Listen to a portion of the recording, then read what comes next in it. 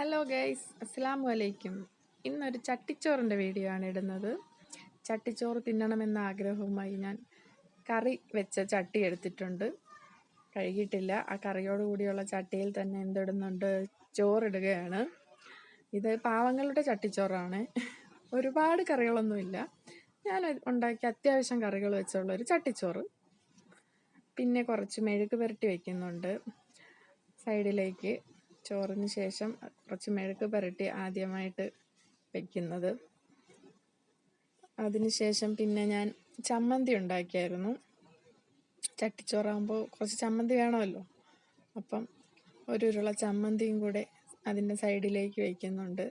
പിന്നെ മുട്ട വറുത്തത്, മുട്ട പൊരിച്ചത് അതിൻ്റെ ഒരു സൈഡിലേക്ക് വയ്ക്കുന്നുണ്ട്. പിന്നെ നമ്മളെ സാധാ മീൻകറി വെച്ചത് തന്നെ, മീൻകറി ഒരു സ്പൂൺ, ഒരു കഷ്ണം മീനുമായിട്ട് സൈഡിൽ വെച്ചു. പിന്നെ ഓഫ് കോഴ്സ് തീർച്ചയായിട്ടും എന്ത് വയ്ക്കാറുണ്ട്, അച്ചാറുണ്ട്. അപ്പോൾ മാങ്ങ അച്ചാറാണ്. മാങ്ങ അച്ചാർ നടുക്ക് ഭാഗത്തേക്ക് വയ്ക്കുന്നുണ്ട്. പിന്നെ ഉണ്ടതെന്ന് വെച്ചാൽ നല്ല പച്ച കട്ട തൈരാണ്. തൈരും കൂടി സൈഡിലേക്ക് വയ്ക്കുന്നുണ്ട്.